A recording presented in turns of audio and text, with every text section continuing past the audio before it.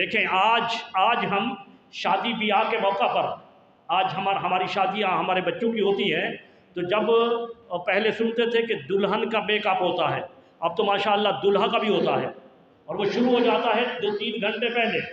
2-3 گھنٹے جب دلہا دلہن جس دن انہوں نے ایک نئی زندگی کو اپنانا ہے، ان کا نکاح ہونا ہے، ان کی رخصتی ہونی ہے، انہیں تو چاہیے تھا کہ وہ مسجد میں آ کر اللہ کی عبادت اور عیادت کرتے، مگر جب ہمارے معاشرے کے اندر آج شادیاں ہو رہی ہیں تو شادی والے دن انہیں نماز پڑھنا جو ہے وہ ان کے لیے درست نہیں ہے، اس وجہ سے کہ اگر دولہا صاحب نے اور دلہن صاحبہ نے اگر نماز کے لیے وضو کیا تو وہ لاکھ روپے کا میک اپ تو ختم ہو گیا۔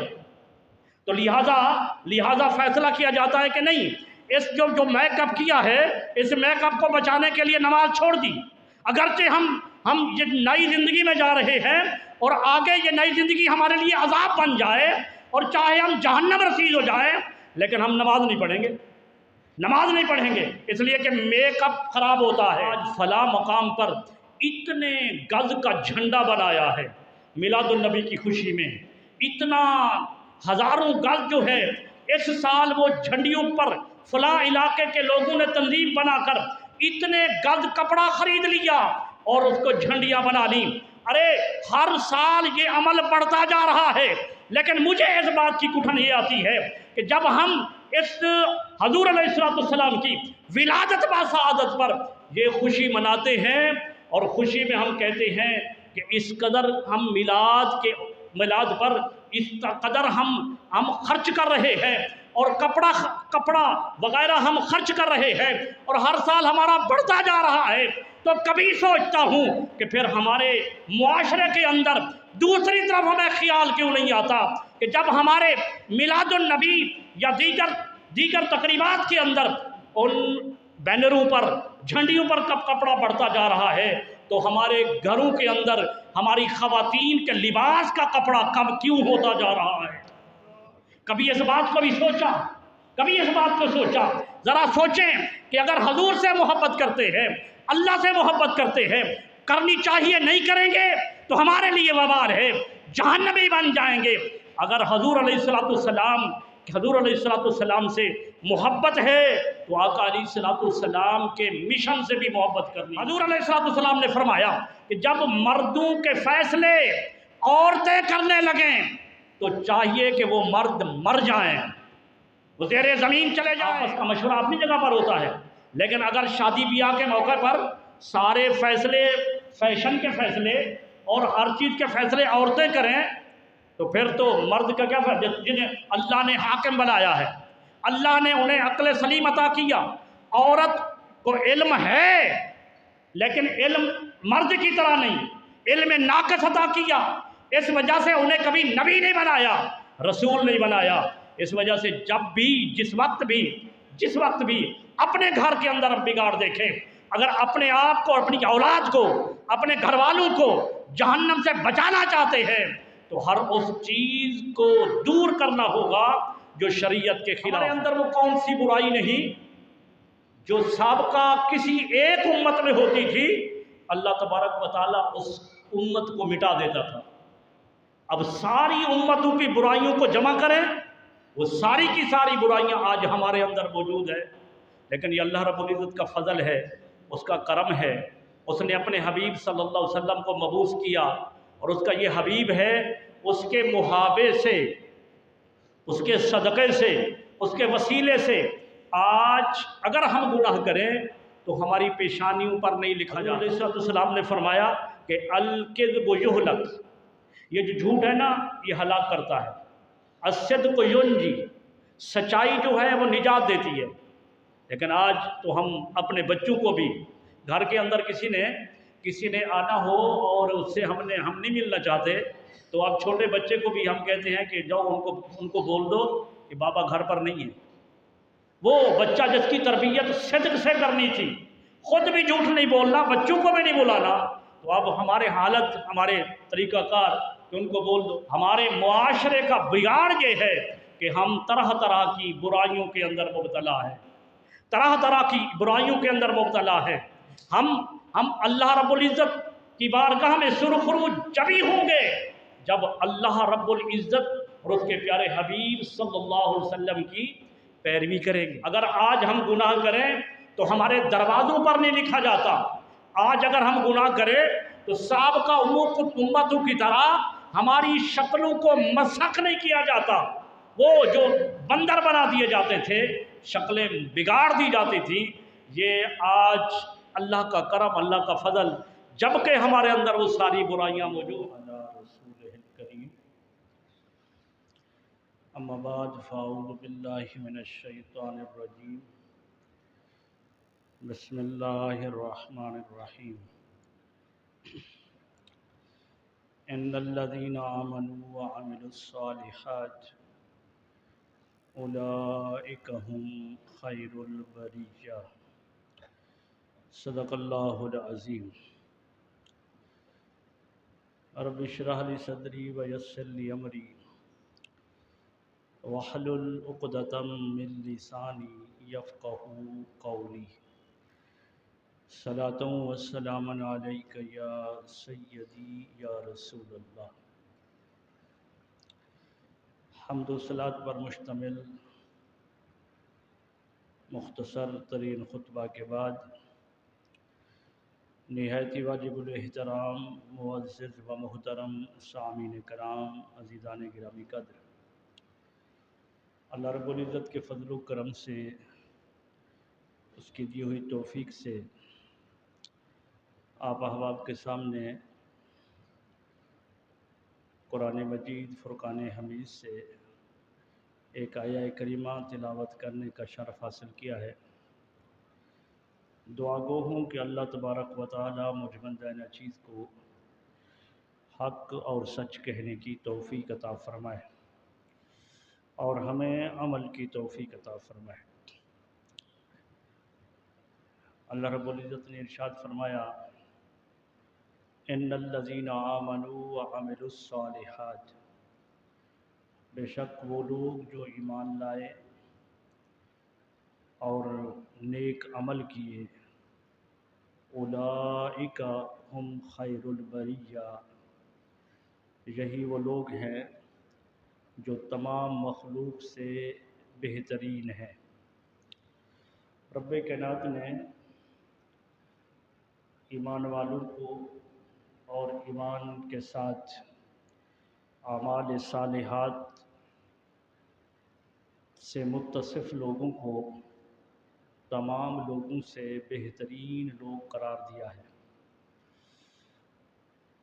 اس سے پچھلی آیت کریمہ کے اندر رب کائنات نے تمام مخلوق میں بدترین مخلوق انہیں کہا ہے کہ جو کافر ہے، مشرک ہے۔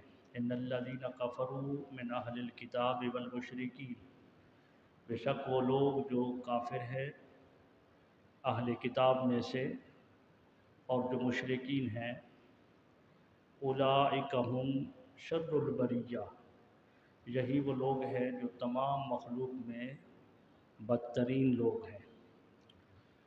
لیکن جو ایمان لائے اور ساتھ اعمال صالحات کو بجا لائے، رب کائنات نے انہیں تمام مخلوق میں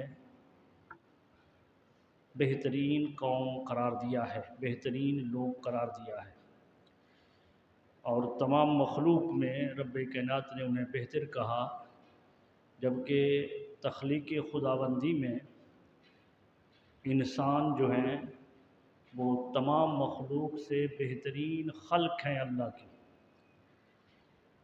تخلیق کے حوالے سے تو انسان کو سب سے احسن بنایا ہے، لقد خلقنا الانسان فی احسن تقویم، یقیناً ہم نے انسانوں کو بہترین احسن تقویم کے اندر، احسن صورت کے اندر پیدا کیا۔ لیکن جب انسان تخلیق کے حوالے سے تمام مخلوق سے افضل ہے تو پھر رب کائنات نے ان انسانوں میں اللہ رب العزت نے، چونکہ انسان کی تخلیق اللہ رب العزت کی عبادت و ریاضت کے لیے کی گئی تھی، इंसान की तख्लीक का मकसद अल्लाह रब्बुल इज़्ज़त की इबादत है। वमा खलक़तुल जिन्न वल इंसा इल्ला लियअबुदून, हमने इंसानों और जिन्नों को अपनी इबादत के लिए पैदा किया। तो फिर रब्बे कायनात की इबादत, उसकी वहदानियत को मानना, तो रब्बे कायनात ने फिर अपनी वहदानियत को मनवाने के लिए, तौहीद का परचम लहराने के लिए अल्लाह रब्बुल इज़्ज़त ने अंबिया कराम को भेजा। और चूँकि जब बंदा इस दुनिया के अंदर आया तो उसने जब दुनिया की रंगीनियों को देखा, दुनिया के अजायबात को देखा, तो फिर वो इस सोच पे मजबूर हो गया कि इस कायनात को बनाने वाला कौन है। तो इस सोच के अंदर उसने फिर ठोकर खाई। तो कभी उसने सूरज को अपना खुदा बना लिया, कभी चाँद को अपना खुदा बना लिया, कभी सितारों को अपना खुदा बना लिया। आग की हरारत को देखा, उसके जलाने को देखा, तो कभी आग को अपना खुदा बना लिया। फिर इसी तरह से ये मुख्तलिफ़ खुदाओं की खुदाई मानने के लिए लोग ज़्यादा होते गए। और फिर ऐसा वक्त आया कि लोगों ने अपने हाथों से बुतों को तराशा, अपने हाथों से मूर्तियाँ बनाई और फिर उनके सामने जबीन नियाज़ हो गए। अल्लाह रब्बुल इज़्ज़त ने अपनी वहदानियत को मनवाने के लिए फिर रसूल इज़ाम को भेजा, अंबिया कराम को भेजा। और अंबिया कराम आए तो उन्होंने अल्लाह रब्बुल इज़्ज़त की वहदानियत का तराना अलापा, और वो याद दिलाया कि उस वक्त को याद करो जो वादा तुम अल्लाह से आलम मिसाक के अंदर करके आए हो, अलस्तु बिरब्बिकुम, क्या मैं तुम्हारा रब नहीं हूँ। तो तुम्हारा रब एक ही रब है, वो वहदहु ला शरीक है, वो कादिर मुतलक है, वो अला कुल्लि शैइन कदीर है। वो लफ्ज़ कुन फरमाए तो कायनात को पैदा कर दे। तो रब्बे कायनात ने फिर इंसानों के लिए, इंसानों की रहनुमाई के लिए अल्लाह रब्बुल इज़्ज़त ने अपनी पहचान करवाने के लिए रब्बे कायनात ने रसूल इज़ाम को भेजा। और वो आए और जिन्हों ने उन पर ईमान लाए, जो और उनके कहने पर अल्लाह रब्बुल इज़्ज़त की ज़ात पर ईमान लाए, तो उनको कहते हैं मोमिन। तो मोमिन की शान ये है कि रब्बे कायनात ने फरमाया कि इन्नल्लज़ीना आमनू व अमिलुस्सालिहात, बेशक वो लोग जो मोमिन हैं और नेक अमल करते हैं, उलाइका हुम खैरुल बरिया, तमाम मखलूक में बेहतरीन मखलूक ये है। तो यहाँ पर जो मैं आज गुफ्तगू करना चाहता हूँ वो ये, चूँकि हमारा 2-3 जुमा के खुतबात में अल्लाह तबारक व तआला के मुकर्रबीन के हवाले से गुफ्तगू हो रही है, तो आज इस आयत करीमा के दूसरे हिस्से पर व अमिलुस्सालिहात, जो ईमान लाए और अमिलुस्सालिहात नेक अमल किए, फरमाया यही बेहतर लोग हैं। आज अल्हम्दुलिल्लाह अल्लाह का करम, ये भी अल्लाह का हम पर फ़ज़ल, क्या ख़बर हम कहीं और जन्म लेते और हमारे वालिदैन मुशरिक होते, काफिर होते, तो हमारी हालत क्या होती। आज जहाँ मुशरिक काफिरों के यहाँ बच्चे परवरिश पा रहे हैं और जन्म दे रहे हैं, वो उन्हीं के दीन को अपना रहे हैं। और इस बात पर भी अल्लाह रब्बुल इज़्ज़त का करोड़ा शुक्र अदा करना चाहिए कि हम एक मुसलमान घराने में पैदा हुए। जैसे वरासत के अंदर कोई वर्सा मिलता है, जदाद मिलती है, तो हमें ईमान वरासत में मिला है। ये भी अल्लाह रब्बुल इज़्ज़त का करम है। और इस यही वजह है शायद कि हमें फिर इस दीन इस्लाम और इस ईमान की कद्र व कीमत की परवाह नहीं है, इसलिए कि हमें ईमान वर्से में मिला है। ईमान एक बहुत कीमती चीज़ है। और आज ईमानदार तो हम हुए इसलिए कि मोमिनों के घर में पैदा हुए, मगर इसका जो दूसरा हिस्सा है वह अमिलुस्सालिहात, कि वो नेक अमल, उन नेक अमल को हमने छोड़ दिया है। अमल की मिसाल मेरे आका सल्लल्लाहु अलैहि वसल्लम ने एक हदीस पाक के अंदर एक मिसाल देकर फरमाया नसाई शरीफ की हदीस है और दीगर किताबों के अंदर भी है। सैयदा तैयबा ताहिरा हज़रत अम्मा आयशा सिद्दीक़ा रज़ियल्लाहु ताला अन्हा हदीस को रिवायत फरमाने वाली हैं। वो फरमाती हैं कि नबी करीम सल्लल्लाहु अलैहि वसल्लम ने अपने असहाब से सवाल किया कि तुम्हारे मिसाल दी उनको कि तुम्हारे माल, तुम्हारी औलाद और तुम्हारे अमाल की मिसाल इस तरह है। तीन चीज़ें आज हमारे मद्देनज़र होती हैं, एक माल होता है, एक औलाद होती है और एक अमाल होते हैं। और आज हम जो दो चीज़ों को ज़्यादा अपनाते हैं अमल के मुकाबले में। तो रब्बे कायनात के प्यारे हबीब सल्लल्लाहु अलैहि वसल्लम ने एक मिसाल दी, फरमाया कि तुम्हारे माल, तुम्हारी औलाद और तुम्हारे अमल की मिसाल ये है जैसे एक शख्स बीमार है और उस शख्स के 3 बेटे हैं।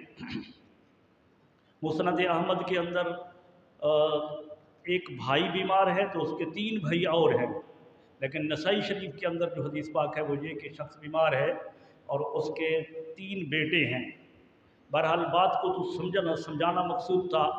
रावियों ने मुख्तलिफ हदीस बयान की। बात आका अलैहिस्सलाम ने मिसाल देकर फरमाई कि एक शख्स है, उसके 3 बेटे हैं और वो शख्स बीमार है। वो साहिब औलाद जिसके 3 बेटे हैं वो शख्स बीमार है।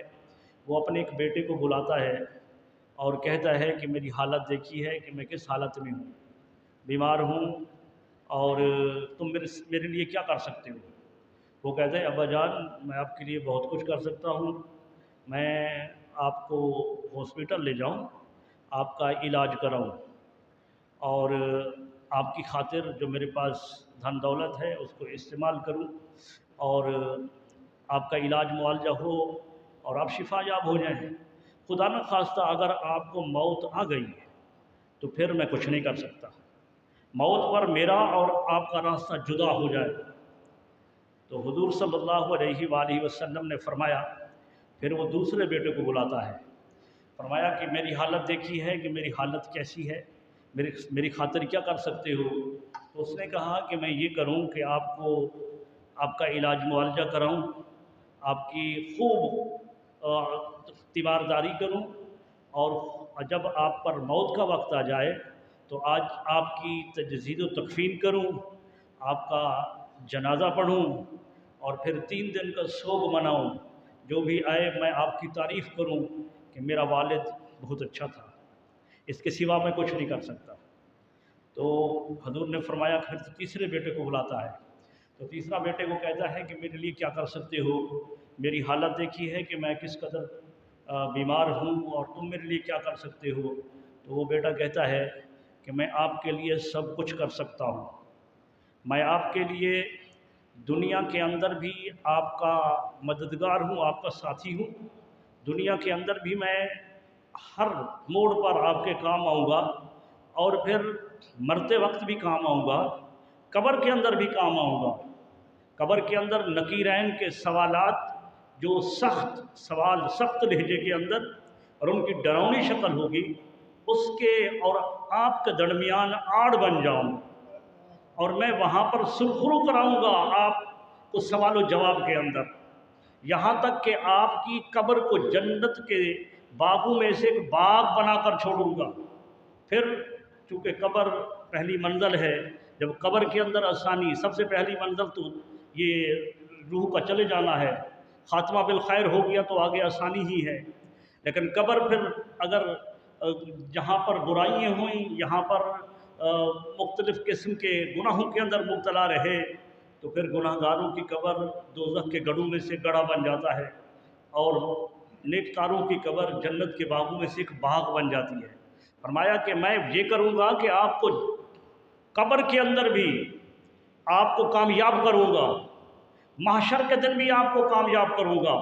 जब आपके अमाल तोले जा रहे होंगे उस वक्त मैं तराजू में बैठा हूँगा, यहाँ तक कि मैं तुम्हें जन्नत तक छोड़ कर आऊँगा। तो आका अलैहिस्सलाम ने फरमाया कि मेरे सहाबा, ये मैंने तुम्हें एक शख्स के 3 बेटे जो जिनकी मिसालें दी, تو तुम इनमें वफ़ा किस में देखते हो?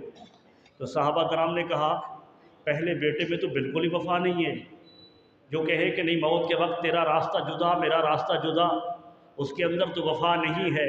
और जो दूसरा कहे कि मैं तो मरने के बाद 3 दिन के शोक और तुम्हारी तारीफ़ करूं, उसके अंदर भी वफ़ा नहीं है।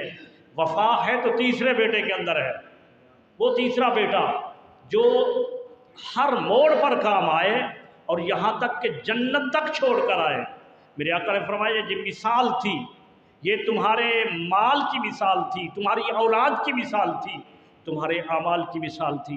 पहली मिसाल तुम्हारे माल की थी, तुम्हारा माल सिर्फ इतना काम आता है, इतना माल काम आता है कि अगर बीमार पड़ जाओ तो वो तुम्हें तुम्हारे इलाज मुआवजे के काम आ सके, इलाज मुआवजे के काम आ सके। आसाइश व आराम तो दुनिया की है ही सही, लेकिन बीमार पड़ने के बाद जब मुसीबत ज़दा हो जाओ तो माल इतना काम आता है कि माल से तुम अपना इलाज मुआवजा करा सको। और फिर खुदा न खास्ता जब इस दुनिया से जाने लगो तो माल साथ नहीं दाता। आज देखा आपने, किसी को देखा बड़े बड़े हो गुजरे और जिनके बैंक बैलेंस की इंतहा नहीं है, उनको किसी को देखा कि कोई वो तिजोरी अपने साथ ले गया हो, मरने के बाद सारी तिजोरियां यही रह जाती हैं। जब हम माल को जमा करने के लिए ये भी नहीं सोचते कि हलाल तरीके से आ रहा है या हराम तरीके से आ रहा है, उस माल ने इतना काम आना है, इतना काम आना है कि सिर्फ़ और सिर्फ वो अगर मुसीबत ज़दा हो जाए तो उस मुसीबत के अंदर, उस तकलीफ़ के अंदर वो इलाज मुआवजे के काम आ सके। हाँ, माल अगर हलाल तरीके से है, अगर जायज़ तरीके से है और वो जायज़ तरीके से आया है तो फिर उसको जहाँ अल्लाह ने खर्च करने का हुक्म दिया है अगर वहाँ लगाया तो फिर उसका भी फ़ायदा मरने के बाद पहुँचेगा। आका अलैहिस्सलाम ने फरमाया वाइज़ा मातल इंसानु इनक़ता अमलुहु, जब इंसान फौत हो जाता है उनके अमल मुनक़ते हो जाते हैं, वो कोई अमल नहीं कर सकता, वो नमाज नहीं पढ़ सकता, वो रोज़ा नहीं रख सकता, वो हज नहीं कर सकता, वो ज़कात नहीं दे सकता। ये आमाल की खिरमन ये उस वक्त ख़त्म हो जाता है मरने के बाद। मगर मेरे आका ने फरमाया इल्ला सलासा, 3 अमल ऐसे होते हैं कि मरने के बाद उन्हें उनका अजर मिलता रहता है। तो सबसे पहला अमल जो हुज़ूर अलैहिस्सलाम ने फरमाया वो ये फरमाया इल्मुन नाफ़ि युंतफ़अ बिही, इल्म नाफ़े, इल्म पढ़ा, दूसरे को पढ़ाया। और इल्म भी वो जो नाफ़े, इल्म हर किसी के पास आ सकता है।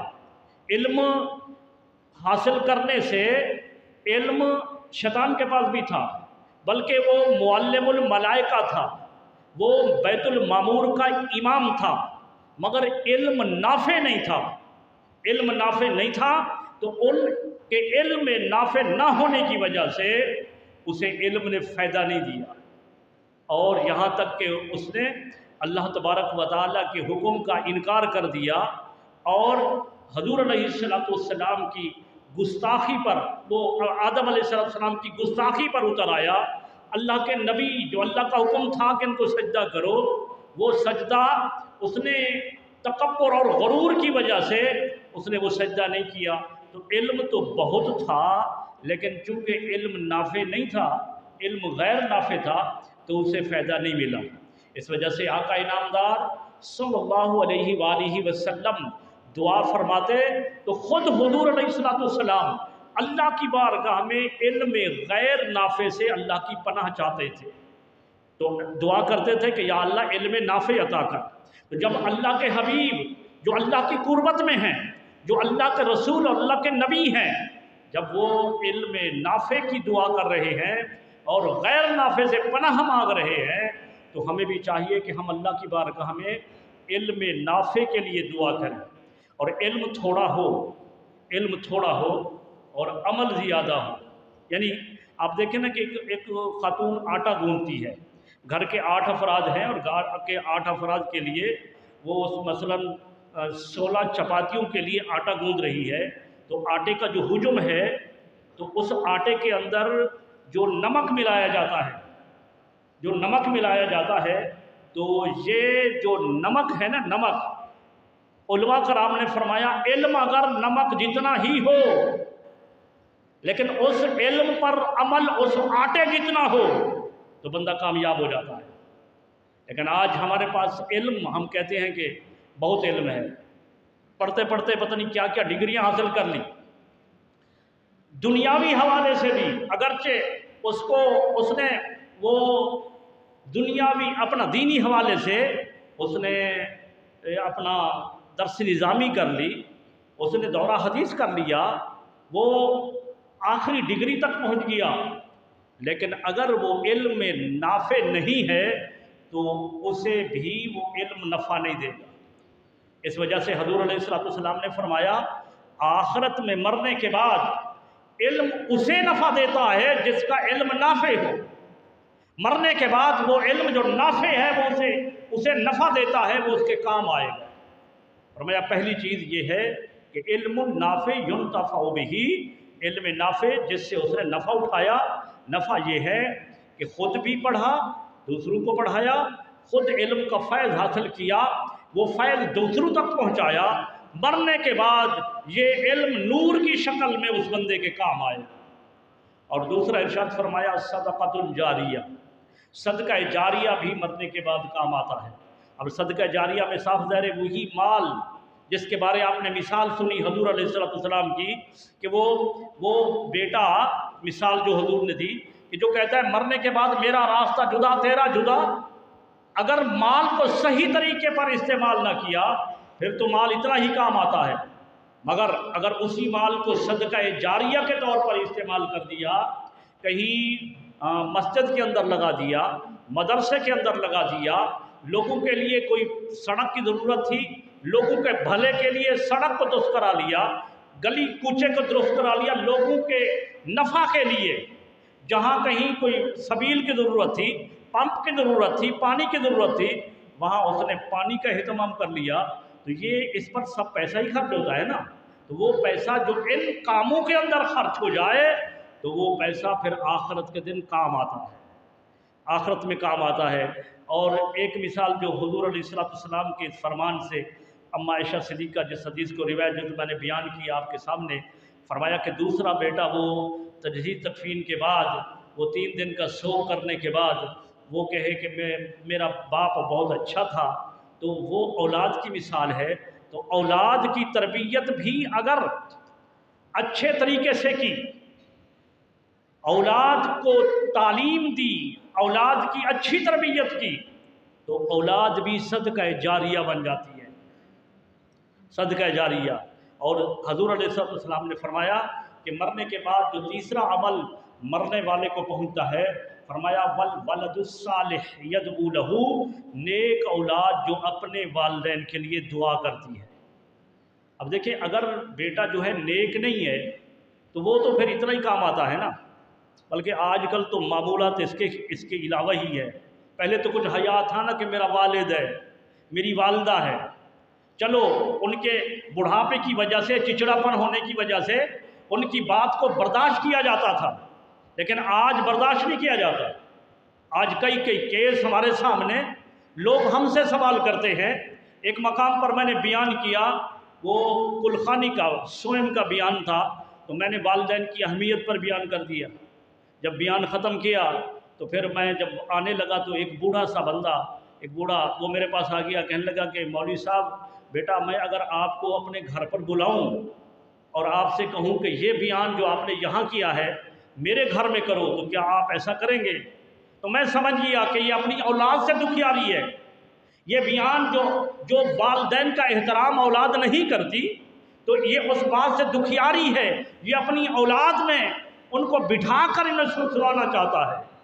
تو آج کل تو عجیب قسم کے معاملات ہیں، لیکن اگر اولاد کی تربیت اچھی کر دی، اولاد کی تربیت اچھی کر لی تو پھر مرنے کے بعد وہ نیک اولاد، وہ متقی پرہیزگار اولاد، وہ نمازی اولاد جب اپنے والدین کے لیے ہاتھ اٹھا کر اللہ رب العزت کی بارگاہ کے اندر وہ عرض کرتی ہے کہ یا اللہ میرے والدین کو بخش دے، ربنا اغفر لی ولوالدی، یا اللہ مجھے بھی بخش، میرے والدین کو بھی بخش، جب وہ نیک اولاد اللہ کی بارگاہ میں ان کے ہاتھ اٹھ جاتے ہیں تو نیک اولاد کی دعا کو اللہ رد نہیں کرتا۔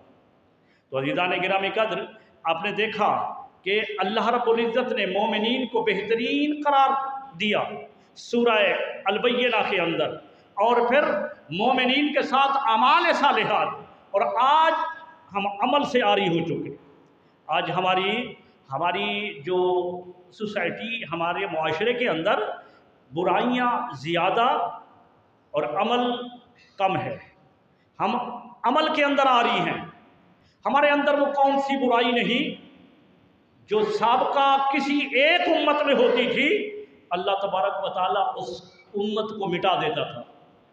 اب ساری امتوں کی برائیوں کو جمع کریں، وہ ساری کی ساری برائیاں آج ہمارے اندر موجود ہیں، لیکن یہ اللہ رب العزت کا فضل ہے، اس کا کرم ہے۔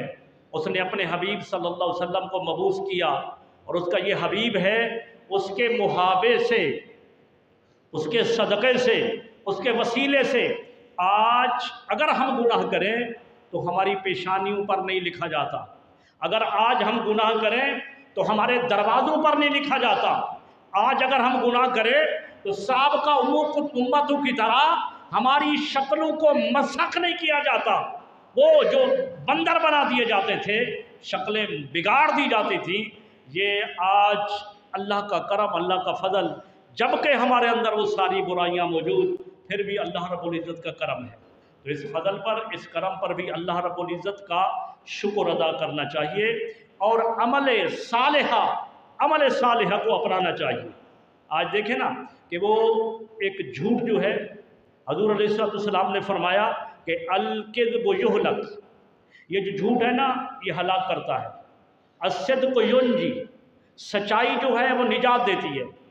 لیکن آج تو ہم اپنے بچوں کو بھی، گھر کے اندر کسی نے آنا ہو اور اس سے ہم نہیں ملنا چاہتے، تو اب چھوٹے بچے کو بھی ہم کہتے ہیں کہ جاؤ ان کو بول دو کہ بابا گھر پر نہیں ہے۔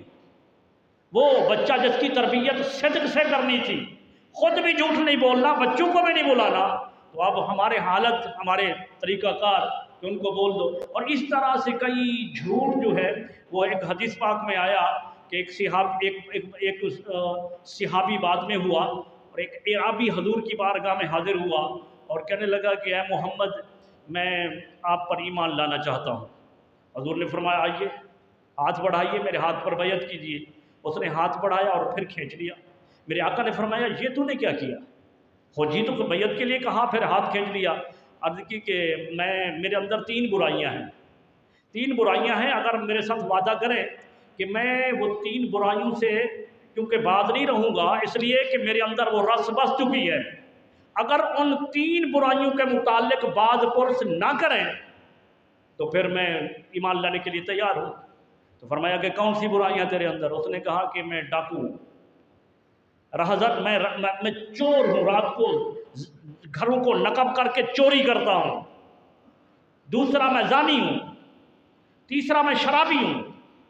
یہ 3 برائیاں میرے اندر رس بس چکی ہیں، اور اگر آپ میرے ساتھ یہ وعدہ کریں کہ میں یہ کام، چونکہ مجھ سے چھوٹیں گے نہیں، میری رگ و ریشے کے اندر یہ بس چکے ہیں، اگر میرے ساتھ آپ کہیں کہ میں اس کے بارے نہیں پوچھوں گا تو آپ کے ہاتھ پر بیعت کرتا ہوں۔ میرے آقا نے فرمایا، ایک لمحے کے لیے حضور نے توقف کیا، نگاہ نبوت سے دیکھا، اور پھر آپ نے فرمایا کہ اے نوجوان، میرے ساتھ ایک وعدہ کر کے میں جھوٹ نہیں بولوں گا، جھوٹ نہیں بولوں گا۔ اب دیکھیں نا، جھوٹ ایک معمولی سی چیز سمجھی جاتی ہے، فرمایا کہ ایک وعدہ کر کے جھوٹ نہیں بولوں گا۔ تو اس نے کہا، دل میں سوچا کہ یہ کون سی بڑی بات ہے، جھوٹ نہیں بولوں گا؟ تو اس نے کہا کہ میں وعدہ کرتا ہوں میں جھوٹ نہیں بولوں گا۔ میرے آقا نے ان کا ہاتھ اپنے ہاتھ میں لیا اور اس کو بیعت فرما دیا، دائرہ اسلام میں اس کو داخل کر لیا۔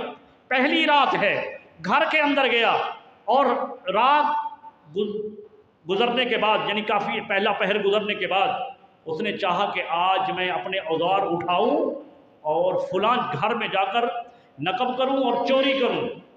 اس نے اب وہ اوزار اٹھائے تھے، دل کے اندر خیال آیا کہ اگر میں آج چوری میں نے کی، صبح جب میں حضور کی بارگاہ میں حاضر ہوں گا تو حضور نے پوچھ لیا کہ نوجوان تیری رات کیسے گزری؟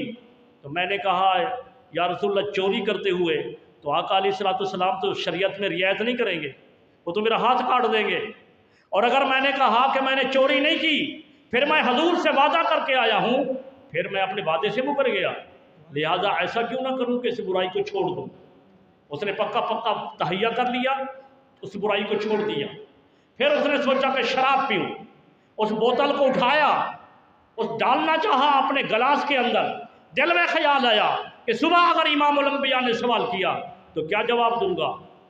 اگر میں نے کہا شراب پیتے ہوئے تو شریعت کی رعایت آقا علیہ الصلوۃ والسلام وہ تو کوڑے لگائیں گے، شریعت پر کوئی رعایت نہیں ہے۔ اور اگر میں نے کہا کہ میں نے شراب نہیں پی تو پھر میں وعدے سے مکر گیا، تو ایسا کیوں نہ کروں کہ میں اس برائی کو بھی چھوڑ دوں۔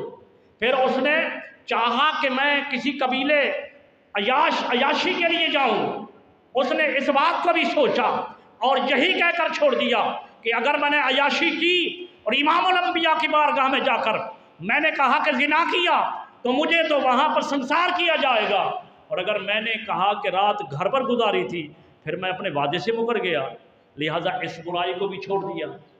بس یہ تینوں برائیاں پہلی رات کے اندر چھوٹ گئیں۔ صبح کے وقت جب مینارہ اذان سے اللہ اکبر کی صدا بلند ہوئی تو وہ نوجوان بھی اٹھا، وضو کیا، حضور کی اقتداء میں نماز پڑھی۔ میرے آقا صلی اللہ علیہ وآلہ وسلم کا آپ کا طریقہ کار یہ تھا کہ جب آپ نماز پڑھا لیتے تو بالکل گھوم جاتے اور اپنی نظر کرم اپنے غلاموں پر فرماتے تھے۔ آقا علیہ الصلوۃ والسلام نے فرض نماز پڑھنے کے بعد جب گھومے آپ اور اپنی توجہ، اپنی نظر اپنے غلاموں پر کی، اس نوجوان کی طرف اشارہ کر کے نام لے کر فرمایا، اے فلاں ابن فلاں، بتا تیری رات کیسے گزری۔ اس نے عرض کی، یا رسول اللہ، جو آپ سے ایک وعدہ کر کے گیا تھا کہ میں جھوٹ نہیں بولوں گا، اس ایک ایفائے عہد نے مجھ سے ساری برائیاں چھڑوا دی ہے، ساری برائیاں چھڑوا دی۔ تو عزیزان گرامی قدر، ہمارے معاشرے کا بگاڑ یہ ہے کہ ہم طرح طرح کی برائیوں کے اندر مبتلا ہیں، طرح طرح کی برائیوں کے اندر مبتلا ہیں۔ ہم اللہ رب العزت کی بارگاہ میں سرخرو جبھی ہوں گے جب اللہ رب العزت اور اس کے پیارے حبیب صلی اللہ علیہ وسلم کی پیروی کریں گے۔ میرا تعلق الحمدللہ اس مسلک سے ہے کہ میں حضور علیہ الصلوۃ والسلام میلاد النبی کے مہینے کے اندر صرف اپنی مسجد میں نہیں، کئی جگہوں پر میرے بیان بھی ہوتے ہیں، لیکن مجھے اس بات کا کٹھن اور درد بھی ہوتا ہے کہ ہم جب دیکھتے ہیں کہ آج کوئی خبر آ گئی میڈیا پر کہ آج فلاں مقام پر اتنے گز کا جھنڈا بنایا ہے میلاد النبی کی خوشی میں، اتنا ہزاروں گز جو ہے اس سال وہ جھنڈیوں پر فلاں علاقے کے لوگوں نے تنظیم بنا کر اتنے گز کپڑا خرید لیا اور اس کو جھنڈیاں بنا لی۔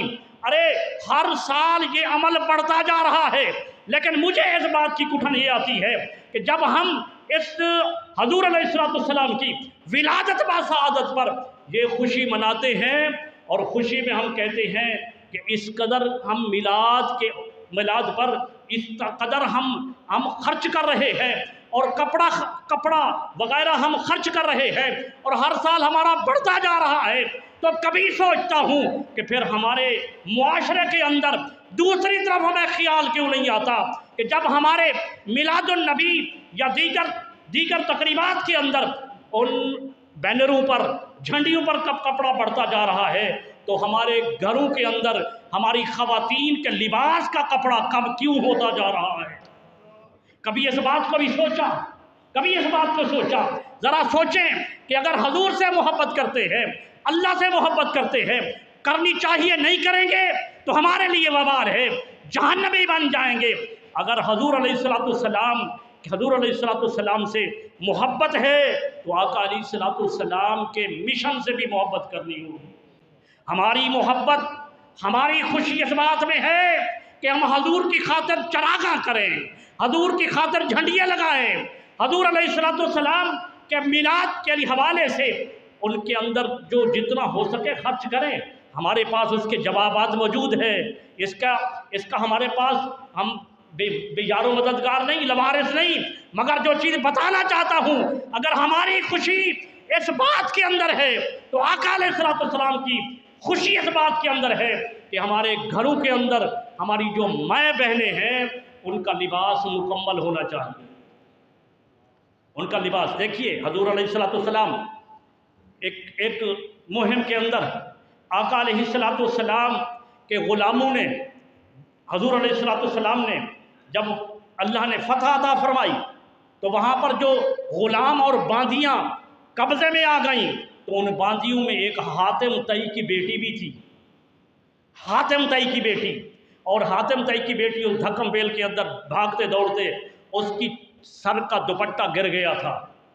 وہ تو تھی کافر کی بیٹی، لیکن ایک وقت تھا کافر کی بیٹی بھی باپرد ہوتی تھی، آج مسلمان کی بیٹی بے پرد ہے۔ حضور علیہ السلام نے فرمایا ایک وقت آئے گا کہ میری امت کی عورتیں ننگی ہو جائیں گی، میری امت کی عورتیں ننگی ہو جائیں گی۔ محدثین نے اس پر گفتگو کی کہ ننگی سے کیا مراد ہے، تو محدثین نے فرمایا کہ ایک تو یہ ہے کہ ان کا لباس شارٹ ہو جائے گا، جیسے آج کل لباس شارٹ بالکل وہ یہاں تک پہنچ چکا ہے، بازو بالکل کھلے۔ عورت کیا ہے، یہ اس پہنچوں تک، گٹوں تک عورت کا لباس ہے۔ وہ سر کے بال بھی عورت کی عورت میں ہے، یعنی اس کو بھی چھپانے کا حکم ہے۔ صرف چہرہ، دونوں ہاتھ اور گٹوں ٹخنوں سے نیچے پاؤں، یہ بھی جب فتنہ ہو تو چہرے کو چھپانے کا حکم ہے۔ تو حضور صلی اللہ علیہ وآلہ وسلم نے فرمایا کہ ایک وقت آئے گا میری امت کی عورتیں جو ہیں وہ ننگی ہو جائیں گی، بے پرد ہو جائیں گی۔ محدثین نے اس پر گفتگو کی کہ ایک معنی تو اس کا یہ کیا کہ عورتیں جو ہیں وہ عورتیں شارٹ لباس پہنے گی، جیسے آج کل کا ماحول، دوپٹہ تو شاید عورتوں کو لینا شاید ان کے لیے گناہ ہے، وہ سمجھتی ہیں کہ یہ ہمارے لباس کے اندر داخل ہی نہیں۔ دوسرا فرمایا کہ اس کا معنی یہ ہے کہ عورتیں لباس تو مکمل پہنے گی، لیکن اتنا ٹائٹ لباس ہوگا کہ وہ جسم کی جو اسٹرکچر ہے، جسم جو اعضاء ہیں وہ نمایاں نظر آئیں گے۔ تیسرا فرمایا کہ باریک قسم کا لباس ہوگا۔ محدثین نے 3 معنی اس کے کیے۔ باریک قسم کا لباس، کہ لباس تو بدن پر ہے مگر وہ اتنا باریک ہے کہ اندر جسم نظر آتا ہے۔ تو عزیزان گرامی قدر، یہ حضور علیہ السلام نے اپنی امت کے متعلق فرمایا کہ میری امت کی عورتیں اس طرح ہو جائیں گی۔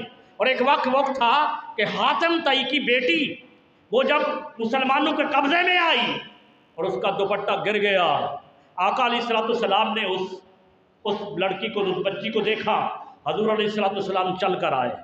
آقا علیہ السلام نے اپنی چادر مبارک، ارے وہ چادر کتنا قیمتی ہے، وہ چادر جس کے متعلق اللہ فرماتا ہے یا ایھا المزمل یا ایھا المدثر، جسے کبھی اللہ مزمل فرماتا ہے کبھی مدثر والے فرماتا ہے، وہ چادر مبارک جس کو ہم کملی کہتے ہیں، وہ آقا علیہ السلام نے اپنے کندھوں مبارک سے اتاری اور اس خاتون کے سر پر ڈالی اور فرمایا بیٹی اپنے جسم کو اچھی طرح ڈھانپ لو۔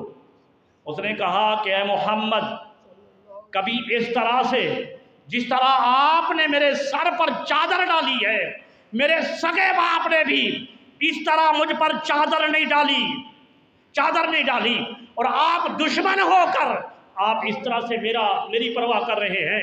فرمایا بیٹی سنو، بیٹی بیٹی ہوتی ہے چاہے کافر کی کیوں نہ ہو، بیٹی بیٹی ہوتی ہے چاہے کافر کی کیوں نہ ہو۔ تو جب بیٹی جو ہے، جب وہ کافر کی بیٹی ہی بیٹی ہے، اس کی طرف ہی نظر اٹھانا گناہ ہے، تو پھر اپنی بیٹیوں کا ہم لحاظ کیوں نہیں کرتے، اپنی بیٹیوں کے حوالے سے ہم کیوں نہیں سوچتے۔ حضور علیہ السلام نے فرمایا کہ جب مردوں کے فیصلے عورتیں کرنے لگیں تو چاہیے کہ وہ مرد مر جائیں، وہ زیر زمین چلے جائیں۔ آج اگر فیصلے دیکھیں، آپس کا مشورہ اپنی جگہ پر ہوتا ہے، لیکن اگر شادی بیاہ کے موقع پر سارے فیصلے، فیشن کے فیصلے اور ہر چیز کے فیصلے عورتیں کریں تو پھر تو مرد کا کیا فائدہ، جنہیں اللہ نے حاکم بنایا ہے، اللہ نے انہیں عقل سلیم عطا کیا، عورت کو علم ہے لیکن علم مرد کی طرح نہیں، علم ناقص عطا کیا، اس وجہ سے انہیں کبھی نبی نہیں بنایا، رسول نہیں بنایا۔ اس وجہ سے جب بھی جس وقت بھی जिस वक्त भी अपने घर के अंदर आप बिगाड़ देखें, अगर अपने आप को, अपनी औलाद को, अपने घर वालों को जहन्नम से बचाना चाहते हैं तो हर उस चीज़ को दूर करना होगा जो शरीयत के खिलाफ है। देखें, आज हम शादी ब्याह के मौका पर, आज हमारी शादियाँ हमारे बच्चों की होती हैं, तो जब पहले सुनते थे कि दुल्हन का मेकअप होता है, अब तो माशाअल्लाह दूल्हा का भी होता है, और वो शुरू हो जाता है 2-3 घंटे पहले। 2-3 घंटे जब दूल्हा दुल्हन जिस दिन उन्होंने एक नई जिंदगी को अपनाना है, उनका निकाह होना है, उनकी रुखती होनी है, उन्हें तो चाहिए था कि वो मस्जिद में आकर अल्लाह की इबादत और इयादत करते, मगर जब हमारे माशरे के अंदर आज शादियां हो रही हैं तो शादी वाले दिन उन्हें नमाज पढ़ना जो है वो उनके लिए दुरुस्त नहीं है, इस वजह से कि अगर दूल्हा साहब ने और दुल्हन साहबा ने अगर नमाज के लिए वुज़ू किया तो वो लाख रुपए का मेकअप तो ख़त्म हो गया। तो लिहाजा फैसला किया जाता है कि नहीं, इस जो मेकअप किया है, इस मेकअप को बचाने के लिए नमाज छोड़ दी। अगरचे हम ये नई ज़िंदगी में जा रहे हैं और आगे ये नई ज़िंदगी हमारे लिए अज़ाब बन जाए और चाहे हम जहन्नम रसीद हो जाए, लेकिन हम नमाज नहीं पढ़ेंगे इसलिए कि मेकअप ख़राब होता है। और एक आखिरी बात मेरे ख्याल में पीप बज गई थी। एक तो मुसीबत यह है कि टाइम जल्दी ख़त्म हो जाता है। आखिरी बात ये कि हज़ूर अलैहिस्सलाम का एक ग़ुलाम है। देखिए, सहाबा कराम हमारे लिए मॉडल हैं। हमें चाहिए कि हम आका अलैहिस्सलाम के ग़ुलामों की सीरत को अपनाएं। एक हज़ूर का सहाबी है, उसका निकाह है, मेरे आका ने निकाह पढ़ाया। निकाह की तकरीब ऐसे मौके पर रखी कि जब कोई नमाज कज़ा ना होने पाए। उस नौजवान ने टाइम टेबल ऐसा बनाया कि निकाह की तकरीब के अंदर जो नमाजें हैं वो कज़ा ना होने पाए। निकाह भी मेरे आका ने पढ़ाया और फिर उसके बाद रुखसती का टाइम आया तो उस नौजवान ने टाइम टेबल के अंदर वो वक्त शामिल किया कि रुखसती करके अपनी बेगम को अपने घर ले आऊं, लेकिन नमाज बाजमात उस वक्त भी हजूर के पीछे पढ़ूं। तो न किसी नमाज के वक्फे के अंदर वो अपनी बेगम को बिहा कर ले आया, अपने घर में बिठाया। अगली नमाज में हजूर की बारगाह में आ गया। इशा के नमाज का वक्त था। मेरे आका सल्लल्लाहु अलैहि वसल्लम ने अपनी सुन्नत मुतहरा के मुताबिक जब नमाज को ख़त्म फरमाया, सहाबा कराम की तरफ आपने अपना रूह अनवर किया और सहाबा कराम को हजूर अलैहिस्सलाम ने दर्स तदरीस देना शुरू की। मेरे आका सल्लल्लाहु अलैहि वसल्लम का मिजाज मुबारक ये था कि वह आप तमाम नमाजियों की तरफ यूं करके नज़र करम फरमाते थे, लेकिन जिस वक्त वो नौजवान, वो जिसकी पहली रात सुहाग की रात थी, वो नमाज के अंदर दाखिल था, बीवी को बिहा कर घर में छोड़ कर आया था। आज का दिन का मामला ये था कि मेरे आका की निगाह उस दूल्हा से नहीं हट रही थी। आका की निगाह सिर्फ उसी पर है। हजूर कलाम फरमा रहे हैं, यहाँ तक के वक्त बीत गया। मेरे आका सल्लल्लाहु अलैहि वसल्लम ने फरमाया, ओ नौजवान, तुझे याद है कि आज तेरी सुहाग रात है, लिहाजा तू जा अपने घर के अंदर। हुजूर ने इजाज़त दी, वो अपने घर में गया और घर भी मदीना का जो उस वक्त आबादी थी आखिर में था। अभी घर में गया, घर में जाकर उसने दरवाजे को नॉक किया। दरवाजे को जब खोला गया, अंदर गया, अपने कमरे के अंदर अपनी बीवी के पास गया, सलाम किया और करीब था कि वो घूंघट उठाए, उनसे गुफ्तगू करे। अभी अपने बेड, अपनी चारपाई पर बैठने वाला था। इधर से मदीना की गली के अंदर हज़रत बिलाल की आवाज़ आई कि आए मोमिनो, मुसलमानों, अल्लाह के हबीब का हुक्म आया है कि तमाम के तमाम मस्जिद नबी के अंदर जमा हो जाओ, इसलिए कि इस्लाम को जिहाद की ज़रूरत पड़ गई है। अब वो नौजवान है, सुहाग की रात है और अभी वो बैठ रहा है। कानों के अंदर निगाह पड़ता हूँ, कानों के अंदर ये आवाज़ आ गई है, इमामुल अंबिया ने बुलाया है। उसके कदम जो ठहरे थे उस बेड के ऊपर वो वापस पलट आए। बीवी ने कहा कि मेरे सर के ताज कहाँ जा रहे हो? उसने कहा कि एक मैं तेरे सर का ताज हूँ और एक मेरा सर का ताज है, मेरा सर का ताज मुझे बुला रहा है। दीवार पर तलवार लटकी थी, तलवार को उठाया। बीवी ने फिर पुकारा कि सुबह जिहाद के लिए जाना होगा, आप सुबह सवेरे चले जाइएगा, अभी तो कोई तरकीब वगैरह देंगे। फरमाया कि नहीं, जब बुलावा अभी आया है तो अभी ही जाऊंगा। ابھی ہی جاؤں گا۔ وہ حضور کی بارگاہ میں حاضر ہوا اور آقا علیہ السلام کے ساتھ جہاد پر چلا گیا، اور صبح کے وقت جب لڑائی ہو گئی تو وہ نوجوان بڑی قوت کے ساتھ مقابلہ کر رہا ہے، کائیوں کو فنا فنار کر رہا ہے، یہاں تک کہ اس کو بھی نیزے وغیرہ لگ رہے ہیں، یہاں تک کہ ایک نیزہ لگا اور آر پار ہو گیا اور وہ لڑکھڑانے لگا۔ صحابہ کرام نے پکڑا ان کو، دیگر ساتھیوں نے ان کو پکڑا، اور اس نے کہا کہ کوئی میری خواہش یہ ہے کہ میں نے جس ذات کی خاطر سہاگ رات کو چھوڑا ہے اس محمد عربی کے قدموں میں لے جاؤ، میری خواہش یہ ہے کہ میری جان حضور کے قدموں میں نکلے۔ تو حضور علیہ السلام قریب سن رہے تھے، فرمایا سنو میں اپنی امت کے نوجوانوں کو یہ پیغام دینا چاہتا ہوں، فرمایا سنو اسے میری طرف نہ لے آؤ، جو اللہ کے دین کی خاطر اتنا قربانی کرتا ہے محمد عربی چل کر ان کے پاس آئے گا۔ باتیں تو کافی سوچ کر بیٹھا تھا، خود بھی 5-10 منٹ میں لیٹ ہو گیا۔ اللہ تبارک و تعالی ہمیں عمل کی توفیق عطا فرمائے۔ وما علینا